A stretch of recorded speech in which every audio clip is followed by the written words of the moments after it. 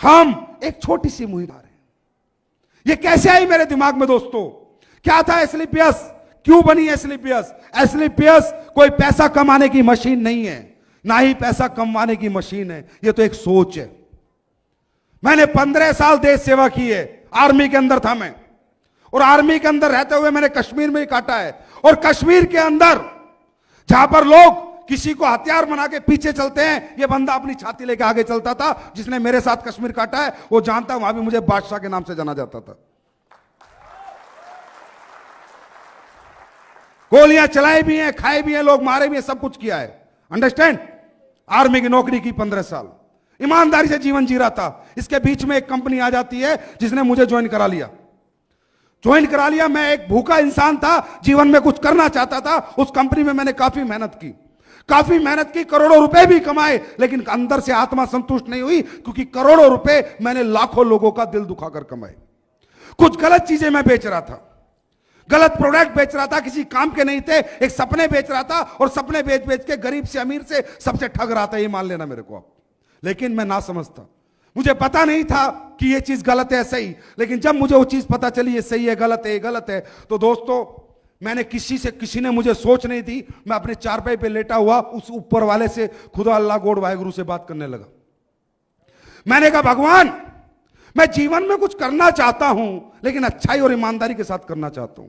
मुझे पता है पैसा कमाने के लिए बेचना तो पड़ेगा कुछ ना कुछ, लेकिन मैं ऐसी चीज बेचना चाहता हूं, मैं 2 रुपया भी कमा लूं और 2 करोड़ लोगों की दुआ भी कमा लूं। मुझे कोई ऐसा काम बता, मैं कुछ ऐसा करना चाहता हूं। मुझे नहीं पता था दोस्तों, मुझे नहीं पता था क्या आयुर्वेद है, कैसे बेचना है, ये प्रोडक्ट कहां बनते हैं, कैसे बनवाते हैं, क्या कुछ नहीं पता था।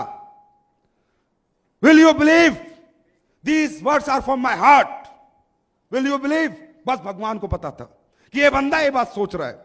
ऐसे सोचते सोचते उस कंपनी में मैं महीने के 5-6 लाख रुपए कमाता था। मेरे दिमाग में एकदम क्या फितूर आया, मैंने 6 लाख रुपए को लात मार दी, रिजाइन दे दिया कंपनी को। और मैंने उस कंपनी को बोला अब ये गंदी चीजें मैं नहीं बेचूंगा। तो बोला 6 लाख रुपए पे लात मार रहा है संजीव कुमार, बर्बाद हो जाएगा, लोगों की ठोकरों में आ जाएगा।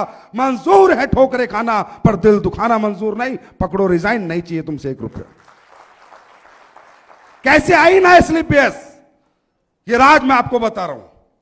और शायद आज तक मैंने कभी स्टेज से ये बातें नहीं बताई, लेकिन मेरा कुछ माहौल देखकर हिंदुस्तान का मुझे कुछ हो रहा है। तो फिर ऊपर वाले ने 2 साल तक दोस्तों मैंने कुछ नहीं किया। अपने घर पे अपना बचा हुआ जो पैसा था वही खाने पीने में निकाल दिया। लेकिन रोज सर्वे करता रहा, क्या करूं। जिस भी बिजनेस को देखता था वहीं पर गाली देखता था, बद्दुआ देखता था।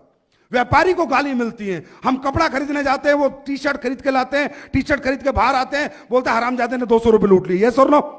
जूता खरीद के लाते हैं, बोला 100 रुपए लूट लिए। इवन आलू खरीद के लाते हैं तो बोलते साले ने 2 रुपए महंगे लगा लिए। तो मैं ये चाहता था कि भाई बिजनेस तो अपन भी करेंगे, पर गाली के साथ नहीं, मोहब्बत और दुआ के साथ करेंगे।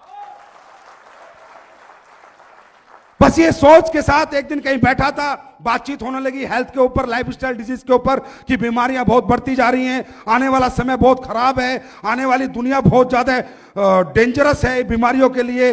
लोग खाना पीना इस तरह का उपयोग कर रहे हैं, उल्टी सीधी चीजें खा रहे हैं, लोग बहुत बीमार होंगे, इनसे कैसे बचा जाए। कहीं बैठा था, किसी ने सोच दी कि आयुर्वेद के साथ इससे बचाया जा सकता है। आयुर्वेद के साथ और लोगों को एजुकेट करके कि आपको क्या खाना है, क्या नहीं खाना, कब खाना है, कैसे खाना है, क्या आपके लिए अच्छा है, क्या आपके लिए बुरा है, एजुकेट भी करना पड़ेगा। और लोगों को फिर सॉल्यूशन के रूप में अगर आयुर्वेद दिया जाए तो हो सकता है कि ये देश में आने वाला जो समय है, जो इतना विनाशकारी समय है, उससे कुछ ना कुछ इस देश का बचाव हो जाए। दोस्तों इस सोच के साथ 9 नवंबर 2014 को एसलीपीएस वेलनेस प्राइवेट लिमिटेड की नींव रखी गई।